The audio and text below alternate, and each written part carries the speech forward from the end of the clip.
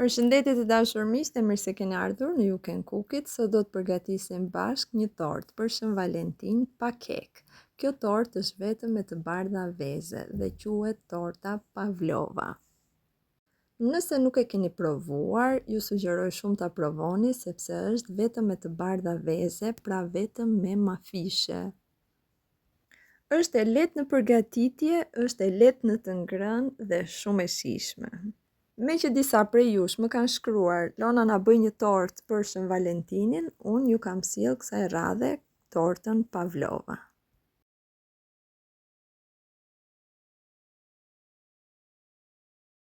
Le të fillojmë nga puna. Për këtë tortë do të na duhen 3 të bardha vezësh, vezë të madhësisë mesme. Të verdhat i ruajmë për sheqerpare.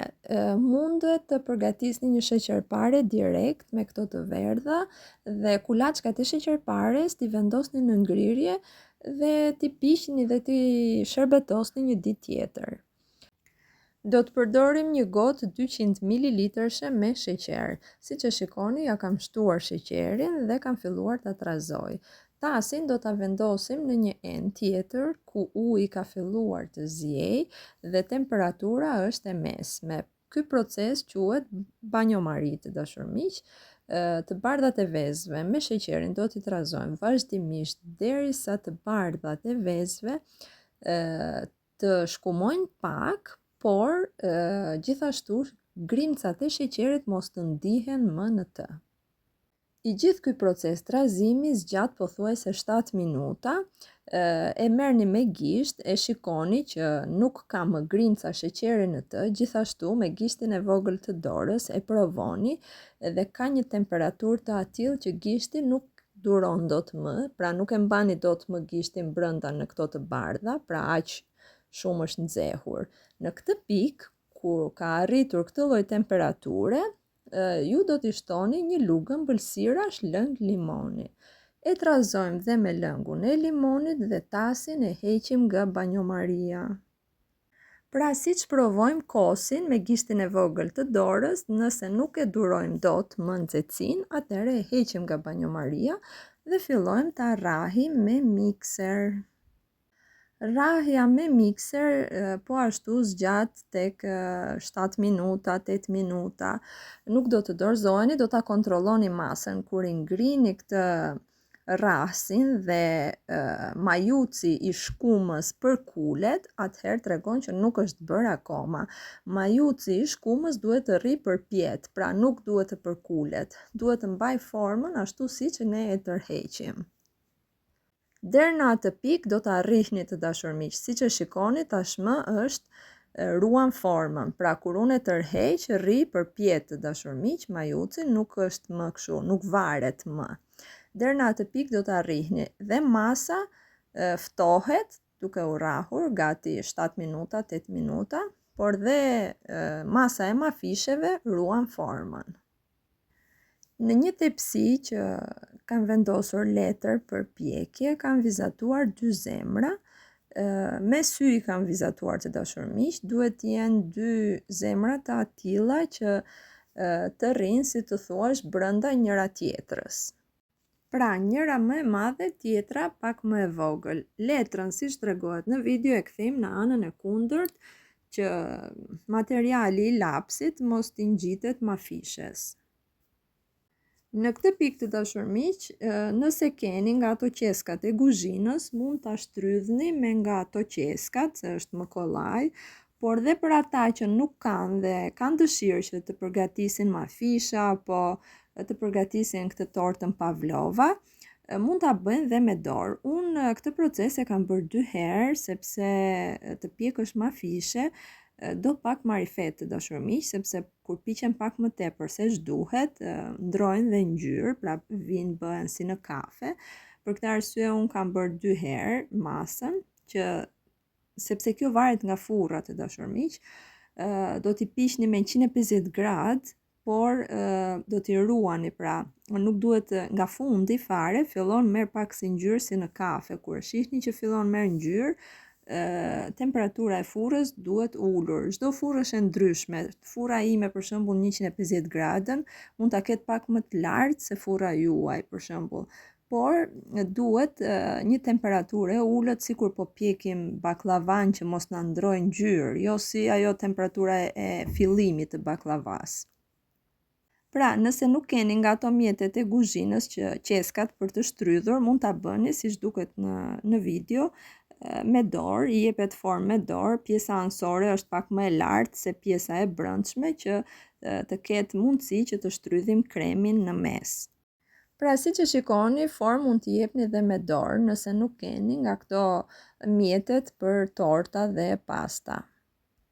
Po ju a tregoj edhe një herë se si duhet që ta shtrydhni nëse keni nga këto majucat me forma për torta.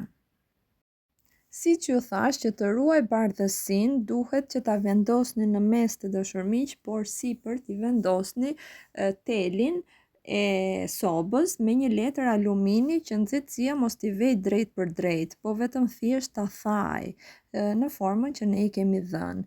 Dhe do ta vendosni me 150 gradë për gati 45 minuta. Tani do të përgatisim kremin. Kremi është shumë i thjeshtë, dashur miq, kam përdorur vetëm krem shanti dhe djath të tipit Philadelphia. Nëse tek ju nuk ka krem shanti, do të përdorni krem hopla, një kuti hopla dhe djath kremoz të tipit Philadelphia. Në total kam përdorur 360 gram djath të tipit Philadelphia. E kam shtuar mbi masën si pluhur të kremit të shantit dhe i kam shtuar gjithashtu dhe 2 lugë me sheqer pluhur sepse kremi i shantit është sade, djathi gjithashtu është sade pa sheqer. Për këtë arsye kam përdorur dhe 2 lugë gjelle me sheqer pluhur. I kam rrahur, qumësht nuk i kam shtuar sepse djathi jon kremoz kur rrihet kthehet si qumësht, pra bëhet si një dhallë trash. Por ju, nëse nuk gjeni dot krem shanti pluhur siç e kam përdorur unë dhe do të përdorni hopla, atëherë do të përdorni një kuti 200 ml me hopla dhe djath kremoz të çfarëdo lloj tipi, sepse hopla që shitet në Shqipëri apo jashtë shtetit është e ruan formën shumë mirë, kurse kjo e jona është ndryshe të dashur miq.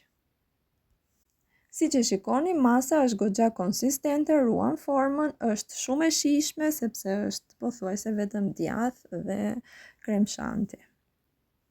E kam kaluar masën në një qese kuzhine dhe tashmë do të formojmë tortën.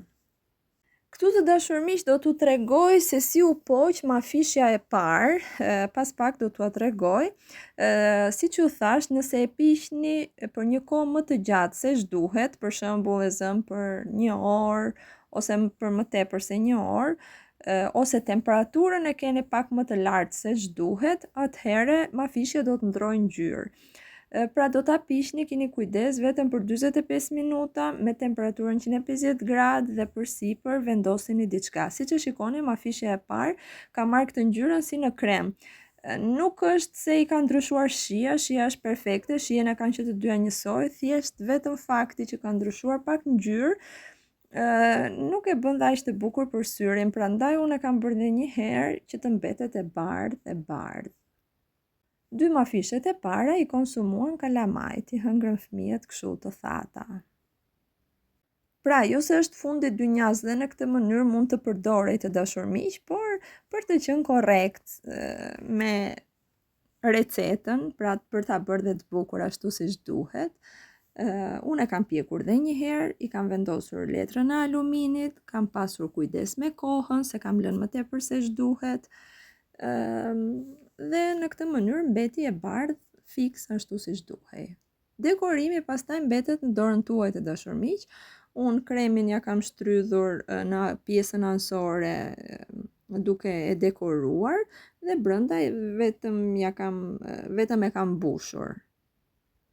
Në mes kam përdorur gjithashtu pak pure lule shtrydhesh, Kjo përgatitet shumë thjesht, një dorë lule shtrydhe, pak sheqer, një lugë ose 2 lugë sheqer, pak ujë, i ziejmë bashk, i kalojmë në blender dhe masa që formohet që të bëhet e trash, i shtojmë pak fare nise shte, për shembull i tresim një lugë kafeje me nise shte dhe ja shtojmë kësaj mase kur është duke zier dhe kthehet në një pure lule shtrydhesh si reçel. Këtë masë e kam përdorur në mes, brënda të dashur miq, gjithashtu i kam vendosur dhe pak për jashtë për ta zbukuruar sikur nga mesi i tortës ka rrjedhur lule shtrydhe. Kjo ishte pra të dashur miq dhe receta për sot, shpresoj t'u ketë pëlqyer, nëse po mos harroni të jepni një like për të më mbështetur dhe ta ndani me miqtë tuaj.